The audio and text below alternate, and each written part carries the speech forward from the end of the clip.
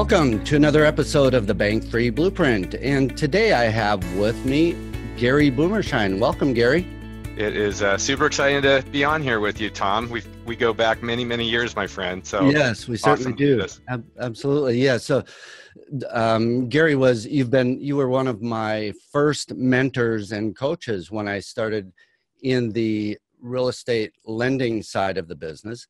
This would have been close to 8 years ago now. And I remember the first time we met. The first thing I remember about you is the energy and the drive and the passion that you had for the business. And to this day, I still see that in everything that you do. It's never halfway. It's always there with a lot of energy, a lot of passion. So I think, and I want to thank you for everything that you taught me and coached me through. I know that when we met at first, I was in a pretty tough position because I had been pretty well beat up from the economic downturn. And it was a bit of a challenge, but with your help and your support and a couple others, it's been an amazing journey. So I'm really honored to have you on the show. I feel blessed that you're willing to share your knowledge and expertise with me. So welcome. That's a super nice introduction. And I'll tell you, Tom, if we are in the real estate business and we haven't had a few knocks, we haven't been around a long enough time, right? Right. Isn't that true? It's awesome. It's funny. My wife and I were chatting yesterday. Our daughter, I've got two daughters, one that just went off to college and one that's in 8th grade.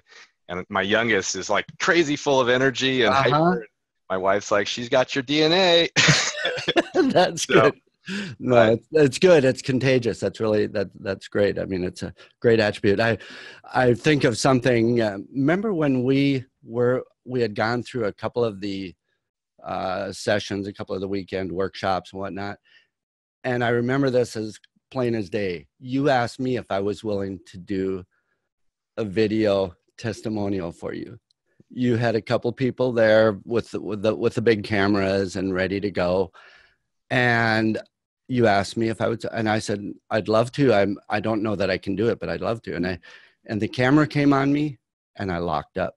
I couldn't say a word. And we tried several times, different ways, and it didn't work. I wasn't able to share or talk. And so the part of what makes me think of that right now is just last night I did a 2.5-hour workshop on eliminating self-doubt. And part of the reason for that is I'm in a program where that was one of the projects that we work on. And with that, I realized that this was an issue because not only did it happen there, but it happened another time when I flew up to Seattle to do to help somebody with some testimonials and with some marketing. And I just couldn't stand in front of the camera and say anything. And so I've been working my way through that and pushing through. And I feel like I've made some good progress, although there's still plenty more to go. But do you have any, this is a little bit off topic, but do you have any advice for somebody in that situation where they are just almost locked up when I think it's the fear of failure. It's a self-doubt and that type of thing. Yeah. It's funny. I know that this is a real estate discussion and I've got lots to share, especially for your audience. I'm really excited about that. But since you are going down that tangent, you and I have something very much in common. You and I both have, I years and years ago, I was diagnosed with chronic severe stage fright. And if you remember, I shared that with you. In fact, you could type my name in the internet. There was an article written in like early 2000s on how I overcame the stage fright. And, if you just think of human nature, there's fight or flight, right? Mm-hmm. Some people fight and that's just that's what they were created with, right? And some people are more in the flight. Mm-hmm. And I think that I had a lot of self-doubt. I think it came from, I grew up in a family that was, my dad was pretty hardcore. Mm-hmm. And what I realized is that I had the self-doubt, like when, same type of thing. I was amazing one-on-one, but then I would have to stand up in a group. I was in college, Tom. I took I took public speaking like 4 times, and I quit every single time. I never did it. And it wasn't until my 30s that I said, I've got to overcome this. And I actually got into sales. I went from consulting into technology sales. And I'm like, I got to get over this thing. So you know what it is? It's, for me, is focus on giving. And if you, and there's a book called 3 Feet from Gold, one of the Napoleon Hill books. And it went out and interviewed a number of people that are successful today, you know, billionaires, and looked for things that were in common on, you know, how did they do it? Was it based on their education? Were they born into wealth?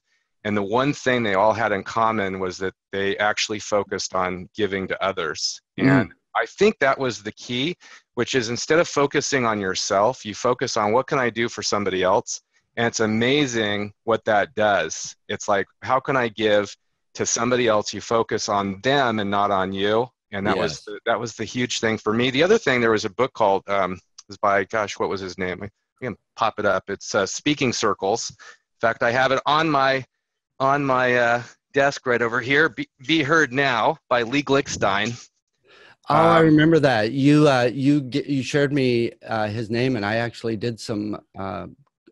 Had him for a coach for a bit. Yeah. So, you know, one other thing before we jump into the real estate topic is, you know, people really like the whole key to success in sales, and most of us are in sales, especially if you're in the real estate business, whether you're borrowing money and you got to go, you know, sell yourself to the lender, or you're a real estate investor and you got to go sell yourself to the seller. We're in sales. And if you don't think you are, then, you know, there's always a sale that happens, right? If you're married, there was a sale that happened. Either you sold her or she sold you, right? Right. And just on that point, sales is not a dirty 4-letter word. And it took me a long, long time to realize that. So, but people buy or people sell to people that they like, trust, and respect. And a little bit of humility, especially, like, one of the most amazing things, I had my first big deal. This is probably in 2001 in sales. It was an $800,000 sale down in Southern California to a company called Edwards Life Sciences. And the gal pulled me aside, and Jeanette was her name. And she said, you know what, Gary? She goes, I got to tell you, you guys were probably the last in line. She goes, you turned red. I turned bright red in front of a huge group of executives. Yes. And she said, I have never seen a presentation like that. And she goes, I trust you. And she goes, I turn red, so never lose that. And so, you know what? It's little nuggets in our life. I think humility. If you look at Robert De Niro, massive stage fright. Robert De Niro, right? And what was his name that did Indiana Jones? Harrison Ford, massive stage fright. So some of the best actors and Hollywood dudes they've got the same problem. So, you know, it's focus on other people and not on ourselves. But and being willing to be vulnerable. And this is something that Brandon, I was kind of wigging out a little bit last night before my presentation, because it was a 2.5-hour presentation on eliminating self-doubt. And who am I to say that I have the answers for that? But he said, just think of it from the perspective of, you're sharing what you know, but you're also there learning along with them. It's a workshop where we're being vulnerable and sharing where you're at in this stage. And that was the most valuable piece of advice that I could have gotten for yesterday, because once I dropped into that space of realizing it's not about me, it's ego that tells me it's about me if I'm up there presenting. It's about the people in the audience. And so that combination of vulnerability and just being willing to put yourself out there, I reckon it works. It's absolutely. You know, the key to sales, and I think for me, the whole fear. And I still have it, by the way. I mean, you've seen, I've been in front of 1,000 people. I've done in front of 50 people, and I still get the stomach, funkiness, always the same. And I'll tell you, it's one of the greatest gifts, because I've been told over and over again, it's like, we just find that, you're real. And it keeps you real. It's the same thing with being in front of sellers. So I would say anybody that has that issue of any fear of speaking, don't worry about it. Focus on somebody else. And it's a true gift. And for all of you that are amazing at it and you don't have it, that's congratulations. I'd love to. No, just kidding. So right. It's fun. Yeah, great, great. So maybe could you just share a little bit about, well, why don't we go down this path? You have been doing a lot of direct marketing. 14 million pieces have been sent out through your group in direct mail, driving sellers to real people that are willing to or ready to sell their property, driving them to potential borrowers, contractors, rehabbers. Can you just maybe share a little bit about what you do, and then we can get into some of the details of how we might be able to give our listeners some valuable advice or Yeah. ways to move forward. Yeah, absolutely. Let me give you a little backstory. So I'm in California. I'm not that far from you. I'm in Northern California, Mm-hmm. about an hour from San Francisco. I've been full-time real estate investor, private lender. I do some wholesaling. I don't do a lot of buy and hold right now in this current market, and I still do lending. Love Mm-hmm. lending. Actually, lending is my more than my passion. Mm-hmm. I'm in 4 real estate markets, and I became a full-time real estate investor in 2004. That's a whole story. We could do a whole podcast on that. I learned probably like the way most people learned. I got excited about real estate. I went to a lot of seminars, a lot of courses. I paid for a ton of stuff. I don't Mm-hmm. even want to mention the well into the 6 figures of Yeah. this coaching program, that coaching program. I found some was good, some was not so good. But what I found is that, if you're not on the phone talking to sellers and qualifying deals and making offers, there's no money. Mm-hmm. And it doesn't matter whether you're a lender, you're talking to borrowers. If you're a real estate investor, you need to be in front of sellers constantly. And in different markets, right? The real estate market is a bell curve, right? You start at the beginning of the cycle. It's usually a 7 to 8 year cycle. This cycle is going on a little longer. At the beginning of the cycle, like 2009, 2010, if you had cash, right? You could go to the MLS, you're buying bank REOs, or you're buying foreclosure auctions or HUD properties. In the later Mm-hmm. cycle, like we are in now, all the deal flow is dried up. You've got to go direct to the seller. Mm-hmm. And that's what's called off-market deals. And so given my background, I was in technology. I was a computer science and engineering major and worked for Anderson Consulting, which is now Accenture. Mm-hmm. And I basically went and found a few of my former colleagues overseas, and I had them build me a little engine that would actually do a massive amount of direct mail. And when I talk about direct mail, I'm talking about like really focused. It's more called direct response marketing, of being able Mm-hmm. to manipulate a marketing list to really focus in through an algorithm to find the types of sellers, right? Yes. That are going to be more motivated to sell. We have 120 million properties in the United States that we have access to as real estate investors, public record data. And there's about 18 million that we figured out that are really the good targets. Mm-hmm. So I used a team to do that, and then very focused, high response rate direct mail. And so I had that engine built, and Wow. and it's now being utilized by about 250, 275 experienced real estate investors all over the country. They're using this. It's kind of what we're really calling it as a shared service. Mm-hmm. To basically get rid of all the brain damage, right? As a real estate investor, we want to be on the phone with sellers. We want to be negotiating deals, probably doing rehabs, and focus there. We don't want to be focused on all the mundane tasks of all the mailing lists, et cetera. I said, and the epiphany was a few years ago when I was sitting in a mastermind group, right? A lot of us probably on this call do mastermind groups. If you're not doing a mastermind group, I strongly encourage you to do that. I agree. Right? I was with about 25 guys, these are and gals, super experienced real estate investors, sharing great ideas, but at the end of the day, all of us had to go implement everything on our own. And so I had the epiphany. It's like, gosh, what if we just had one team, right? Instead of everybody having to do it themselves and manage people and hire and fire and have single points of contact, which lost opportunity because that takes months. Let's get one team and then just share that team and do it faster, cheaper, better, get massive amounts of leverage, and then do it in a way where we're all non-competitive, right? So we can share what's working. So I built that. It's called REI Vault. Mm-hmm. And we're doing about 500,000 pieces of direct mail. We're doing a bunch of pay-per-click, right, and Facebook marketing. We use a shared system called Podio, which is Mm-hmm. where all the leads come in. And then I even have a phone team that actually will call and, follow up and pre-screen and qualify these people. We call them Wow. sales ninjas. And so Yeah. it's really Wow. cool. I've been having a lot of fun doing it. Yeah, it sounds like an amazing system, and it's really right in line with everything that we talk about on the show, and that's collaboration and alignment of interest, and everybody working for the same target and same outcome. It's a super way to leverage. It's a super way to reduce risk and increase profits. So Right. Tom, you know this because of all of our history together, but Mhm. we all got into this business for passive income. Almost all of us, right? We read Rich Dad Poor Dad. I'd say 90% of the people on this call probably purchased the book Yeah.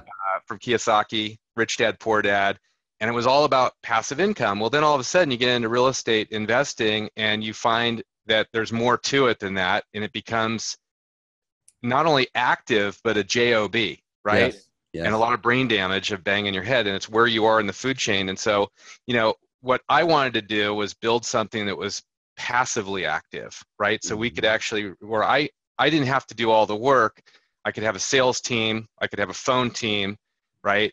Small team where they could do all the work, and then I was coming in and doing what I'm really good at is closing the deal, right? And then strategizing on the deal and moving on and having more time. I just, more time to go to, as I mentioned before our call, I just got back from Sayulita, Mexico, right before the earthquake, and and then fly fishing in Montana before that. So, for the listeners, it's like, make sure you are always going back to why you got in this business. Mm-hmm. And because it's really easy to get sucked into $3 an hour, $10 an hour work, right? As a real estate investor, we should be making $500 to $1,500 an hour and having a really good team doing that. Yeah.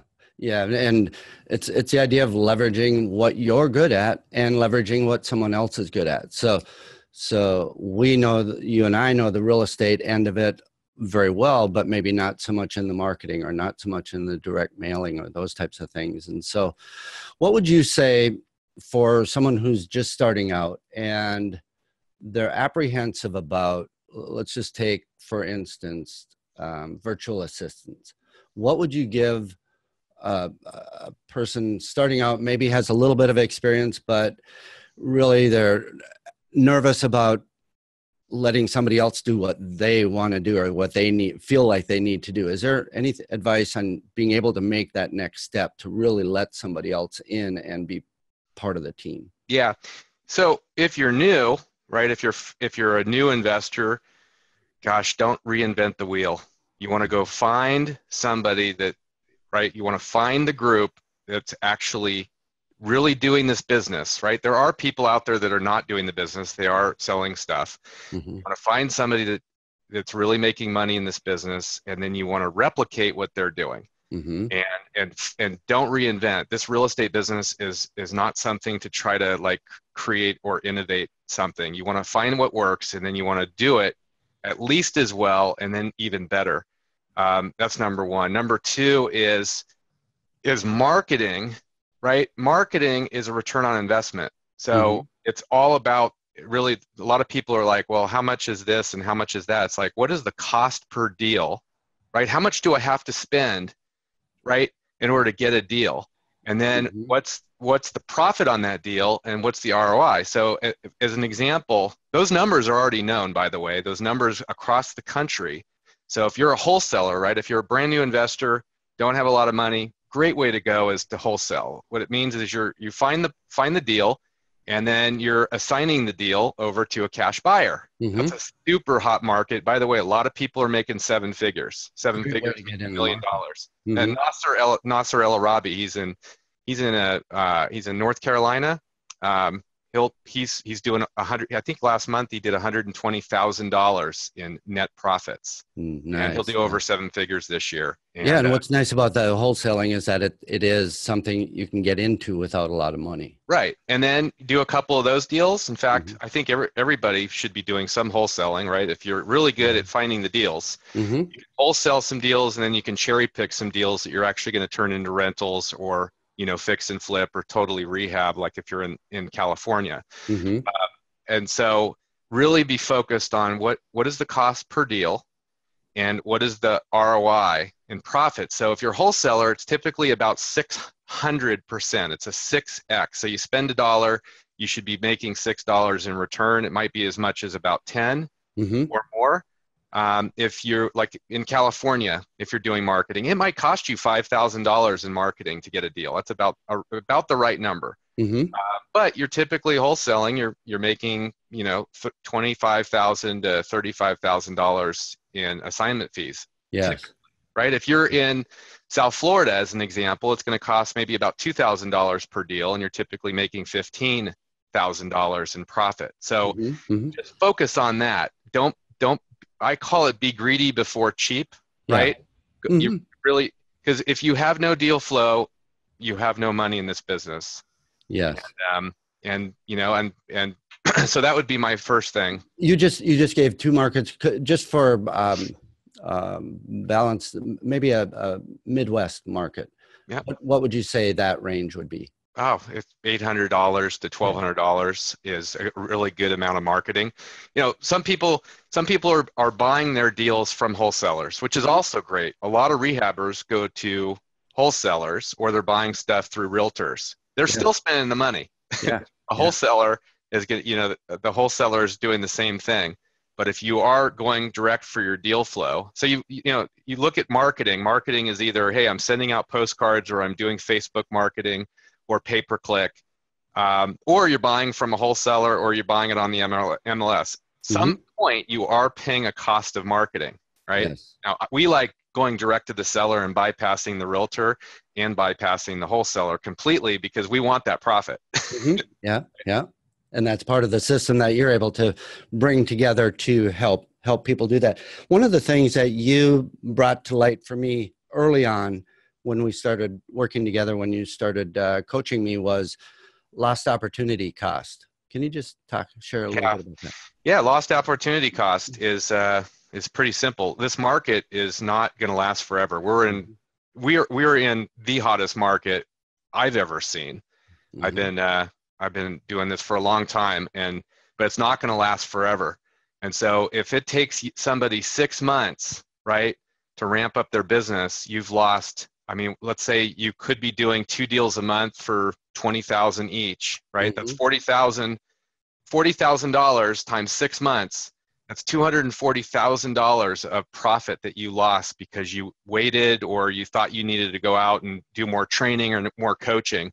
Or you felt like you needed to do what the virtual assistant could be doing, or somebody else helping with marketing, or all of those things. Absolutely.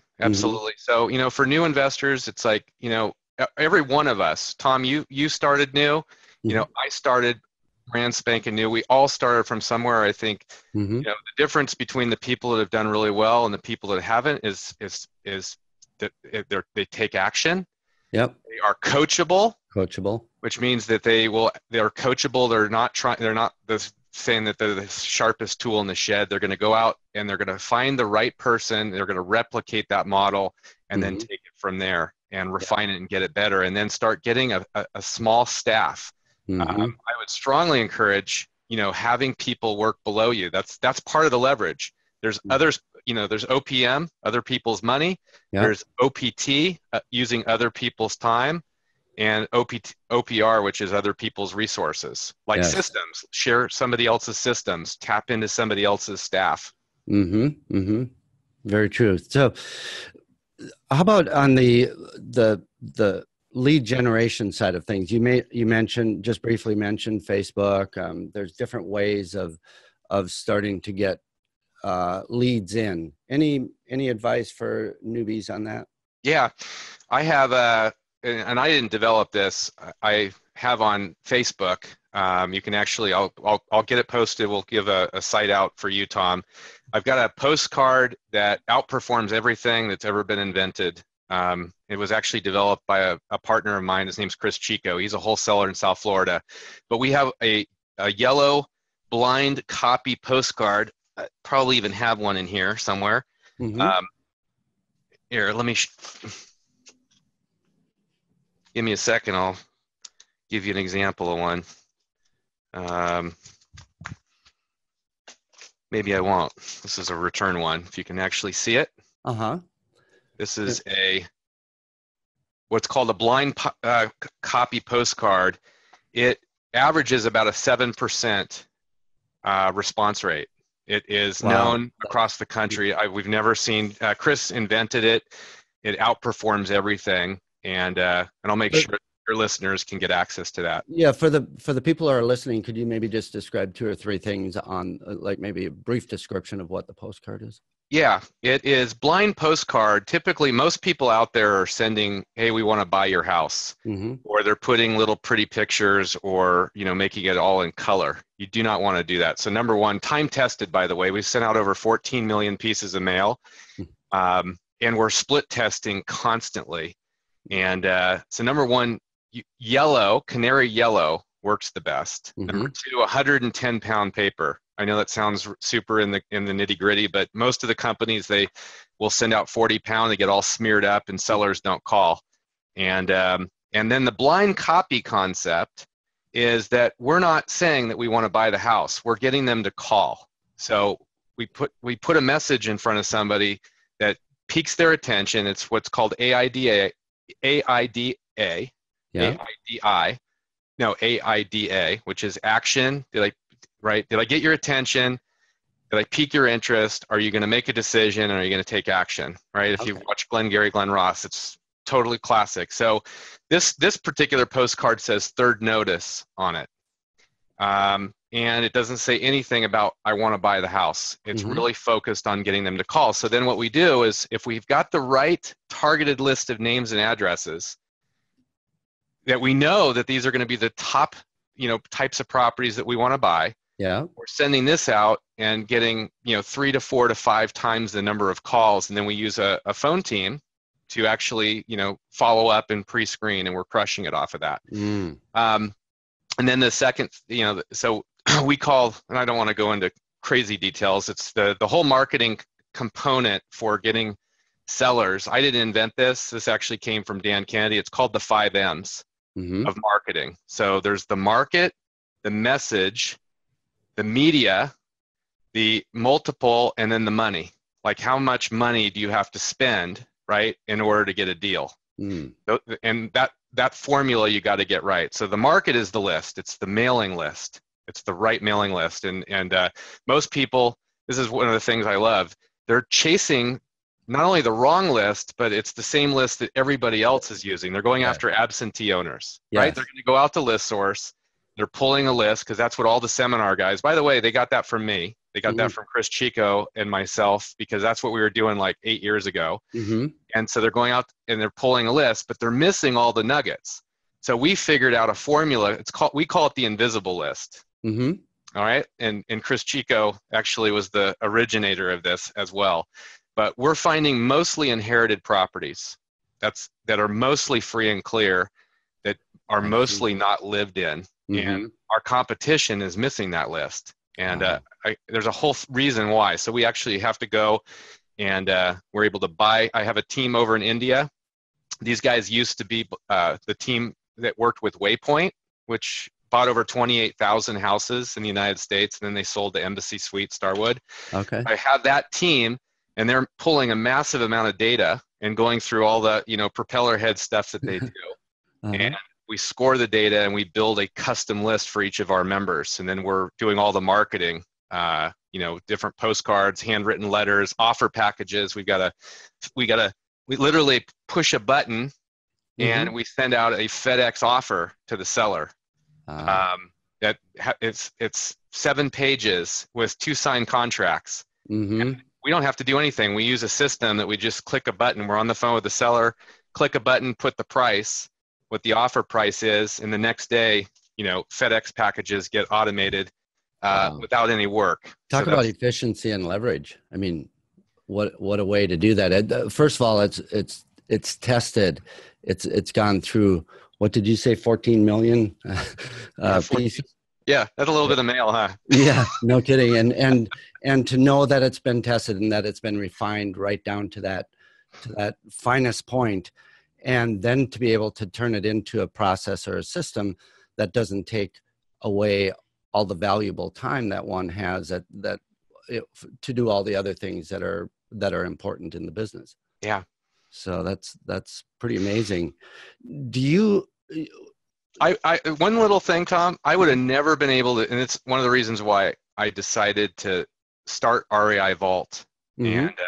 And the reason is that, you go back to lost opportunity cost. It would have taken, if I couldn't have done it, it would have cost me, we've spent millions of dollars in investment. I've got a team of over 40 people that are servicing and that are working as an expert team for all of us right now that are members of REI Vault. I couldn't have done it if I was just doing it for my own business, right? Yeah. I couldn't have done it. And I couldn't go negotiate with the vendors. Like, we've been able to go and negotiate pricing for all of us. So we guarantee the lowest cost mail. If we can't do it for less, we'll use their mail house. So we, as a group, you couldn't possibly be able to get postcards and letters and offer packages out for less money. Why?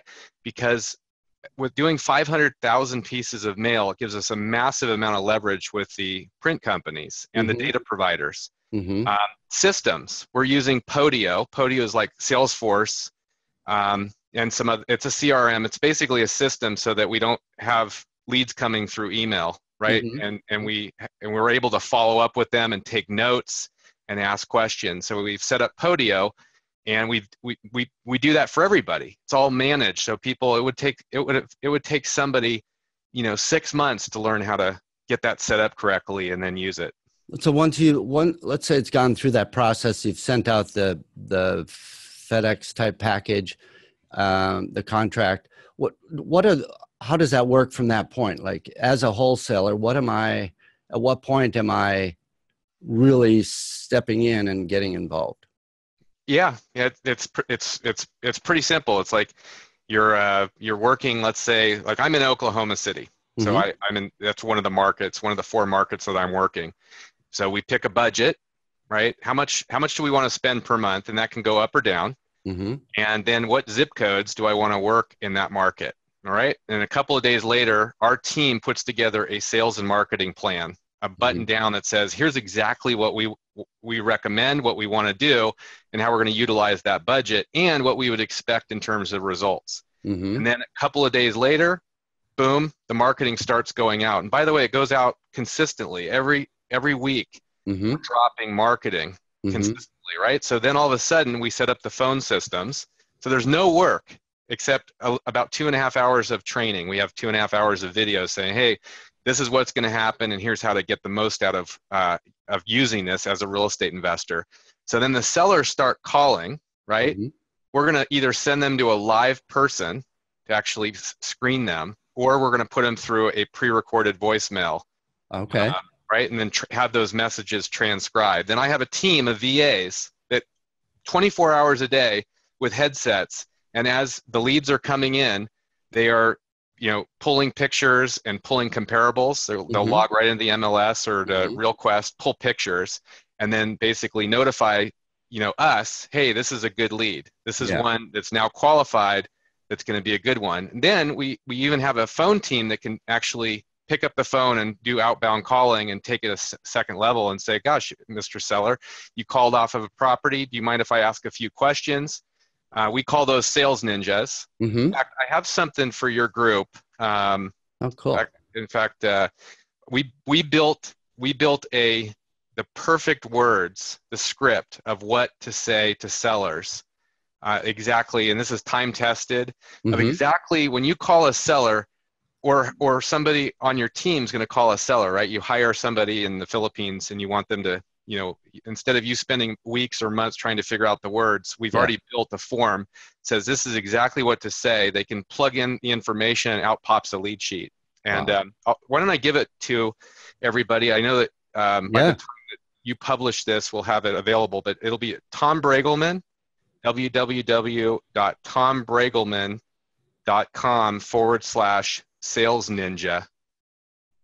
tombraegelmann.com/sales ninja. That's it's a free tool. It's a script of exactly what to say, whether you're calling and doing a follow-up, where you're calling somebody, totally blind, what words to say, what to ask, in what order to test motivation, to get them to speak, and to turn it into an appointment. Wow, that's very cool. Yeah, Yep. I'm sure that's going to be really valuable for people who, especially beginners. So Absolutely. thank you for sharing that. That's great. The call comes. Let's say the call comes in. Do you help the wholesaler convert? Is kind of, I don't know if convert is the right word, but help them make the seller feel comfortable with the situation, and then maybe get them to the point where there's actually a deal done. Is there something within your processes that help that? So let's say it's a new wholesaler and they're not really comfortable knowing exactly what to say or how to work that piece of it. Do you go to that point, or is that not part of it? We've got, I mean, I don't even share this on the front end, but we have hundreds and hundreds of hours of training of what to say to a seller, objection handling scripts that'll be available. In fact, I think with the Sales Ninja, the objection handling of, like, when a seller says, well, how do I know that you're the real deal? Or, I'm not going to take some lowball, offer. What are the perfect words, right? And then why? So we've got a huge amount of training for newer real estate investors. This is fairly new. We launched this about 6 months ago. We have and we did this because of exactly what you're saying. There are some newer investors. Yeah. Originally, when I built REI Vault, it was for very experienced real estate investors, people that are doing anywhere from 4 to 20 deals a month. And that was the group that we wanted. But we were kind of alienating newer investors. So we built what we call REI Vault Apprentice program. Okay. It's really a 3-month program that can be renewed for another 3 months, or they can become REI Vault. But it is, what we found is, it's not only the marketing, but it's really the support and the coaching and the mentors. And so we've got coaching that will help them on both sides. Technical coaching, right, where they can really get help on, hey, what do? I got this issue. And then also a lot of problems around inner game. A lot of real estate investors have stucks at the beginning of, is this real? And how do I do this? And how do I do this? And so, Coach Willie. Yeah. I was just going to say, between Coach Willie and Coach Mary, you have a real powerhouse between those two. Yeah. And then, we even have, and this is available for new investors. Typically twice a year, we have what we call our REI Vault Member Summit. It's a 3-day, super intensive. Unlike, people have said it's unlike anything they've ever done. We basically, anybody that's in REI Vault, they get to come for free. They just cover the cost of some of the meals. So I think it's like $200 or something like that. Okay. But it's a 1-day practicing event. So practicing, we're running around the room practicing. We also do a lot of creative deal structuring, and then 2 days of masterminding. So we break people up into a couple of groups and they mastermind, and then usually they're doing that a couple of times a year. So yeah. Wow. That's really cool. You know what I think we'll do is any of these links that we have, we'll put them in the show notes. So if anybody's driving while they're listening to this, don't worry about writing it down. But if maybe in the show notes after the show here, Gary, maybe you can tell me which link to put in if people want more information on that. Yeah, absolutely. I'll give everybody right now over the phone, and I'll do it off of your site, Tom, and we'll put them in the show notes. But tombraegelmann.com/REI Vault. That will be more about what we do and our services. And there's an application. This is an invite-only group. There's no sales pitch. We're not a vendor. This is not a vendor model. It's people that become members, and they're going to also contribute and we offer, there's semi-exclusivity. So we don't put a lot of people, we don't want each other competing against one another. Mm-hmm. And that was part of the original, concept that I had. And so that would be tombraegelmann.com/REI Vault. And if you do fill out an application, make sure that you let us know that you came from Tom Braegelmann. We're super selective. The process is you fill out an application. Usually we'll get on a call. It'll be just we'll give you a lot more information about, who we are and what we do. And the cost of the service that we charge is the cost of one VA. So if you get an army of people for the cost of, you hiring somebody overseas at less than $9 an hour. So, then whatever your marketing budget is. Yeah. So, yep. So the power of leverage. Absolutely. Yeah. And by the way, it was super cool. Everything that we do, Tom, and you know this because we've worked in the past, but, and I found the formula is, we just do what's natural based on what our members are telling us, everything. So originally I didn't know, we were taking a percentage of the profits. So originally I called about 20 of my friends and said, hey, we're doing this. What do you think? And they said, well, gosh, how about we pay for, the cost and then we'll give you a piece of the profits. So we were getting a pretty nice, but it was the bookkeeping on that was a nightmare. So we asked everybody and they said, gosh, if you could do all this, set up our systems, do all the direct mail, pull the list, do it, guarantee the lowest cost. If we could do all that for the cost of one VA, that would be a no-brainer. And so we did that and we haven't changed it yet. Wow. Very cool. Yeah. So those links will be available. And so let's go. I want to ask you a question about if you were to go back in time and you were to give yourself one piece of advice right now, what would that be? Don't reinvent the wheel. Okay. That would be number one. Don't reinvent the wheel. That would be number one, specifically for me, because I came out of the technology world. And don't reinvent the wheel. Go find what works, replicate it, and then make it better. Number two, so I know you said one piece of advice. Number two is have a coach, have a mentor. I have two. I have two mentors. It's been a game changer. A coach is somebody that gets to know you better than you know yourself. They're able to point out blind spots, and another one. You were asking me about favorite books. This goes right along with it. Traction. If you haven't read the book Traction by Gino Wickman, I strongly encourage everybody. They have a model. Yeah, they have a model called EOS, the Entrepreneurial Operating System. It's really about focus and how to run a business. It doesn't matter whether you're new. All the people, I'm in a number of masterminds. Everybody that I know that's really making and performing, they run it as a business, and they have systems. And they have systems. Yeah, that's what Traction is all about. Yeah. Yeah. So those would be the two. You also mentioned 3 Feet from Gold as a good one. I read that one quite a long time ago, and I thought that was really good too. Yeah, 3 Feet from Gold. I actually think my name is in that book somewhere. Yeah, which is kind of cool. Yeah. Gino, that was Sharon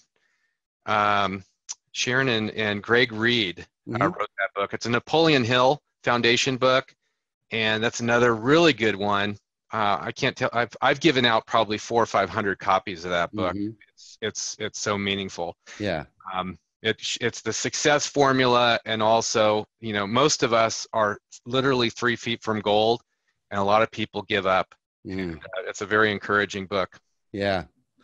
Thank you for sharing those. How about any advice on mindset on really if somebody's on that edge of almost ready to do something, but they're finding it hard to take that next step, to really get in there and do it. Do you have any advice for someone in that position? Yeah, I really too. Persistence and tenacity. I mean, you've got if you're going to do this business in real estate, you need to. I call it almost like there was a movie Pearl Harbor. Ben Affleck, I think, was in that, and they're the story of Pearl Harbor, but think of it as taking off on aircraft carrier, right? And it's a very short window. Give yourself, if you're doing this, if you're fairly new, it's like be on an aircraft carrier and you got, it's 90 days to make this thing real, right? You got to get in front of sellers. You got to make offers. You got to get the first deal. Don't waste your time. I've seen so many people that are like thinking that they need more coaching and more mentoring. You don't. You actually need sellers. You need to be on the phone. Yeah.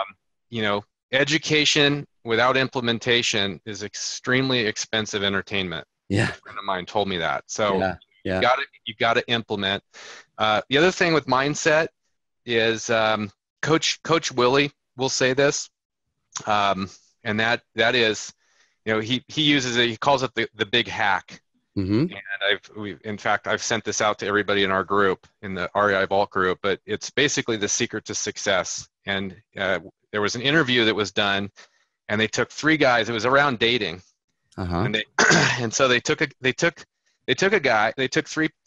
people, and they basically wanted to see who could date more women.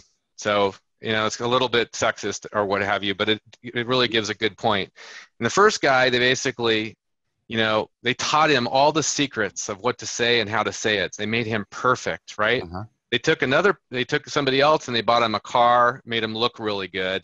Yeah. And then they took the third person and they said, we're not going to train you anything. We're going to just have you do more attempts. Mm-hmm. And it was the one that did the more attempts. Yeah. The more offers, right? So this business is get out there and do it. Yeah. Got to get up to bat. Yep. Mm-hmm. Yeah. Persistence and tenacity. I don't know if that helps. Yeah. No, that's very helpful. That's great. And how about what's the one thing you're most passionate about? I can definitely see and hear the passion in what you're doing in your business, and that too is contagious. But what would you say is your biggest passion in life right now? I'm an abundance mentality versus scarcity mentality person. Mm-hmm. And actually everybody in the REI Vault group, we have found that that's a very common element is that we're passionate about, giving to others and delivering back. So everybody that knows me, I get really excited about, doing stuff that works and has an impact to other people. I love the REI Vault group because I'm seeing what it's been able to do for our members. Nice. There's a lot of properties out there. A lot of the deals that that are being bought are inherited properties that are run down, that need a lot of work, and a lot of these sellers have no place to go. So it's and people are we're rebuilding America. Mm-hmm. I'm passionate about building things that get massive amounts of leverage and economies of scale. And in our business, I've got a team of 40 people, and I'm passionate about making it frictionless. Yeah. Right? Just it works. We got clarity of where we're heading, et cetera. It's not, we're not running a fire drill. I have no fire drills in our business. Yeah. No, that's great. That's great. Well, personal note, a lot of vacation time. I'm a avid fly fisherman. I took 2 weeks this year and went to Montana fly fishing. I just got back. And so from a passion perspective, that's what I do. Nice. That sounds like fun.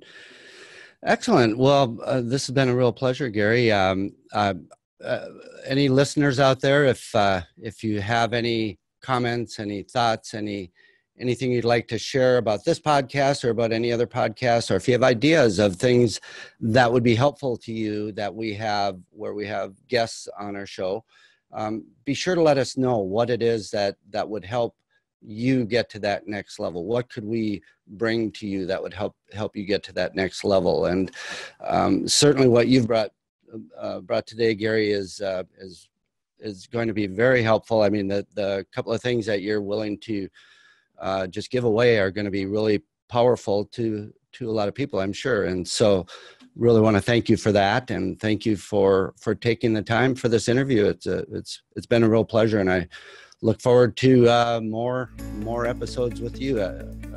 Definitely. Awesome, Tom. It was a pleasure. All right. So, well, thanks everybody. And I look forward, if there's some people that are REI Vault members in the future, we really look forward to getting to know you as well. So great. All right. Well, thank you, Gary. See ya.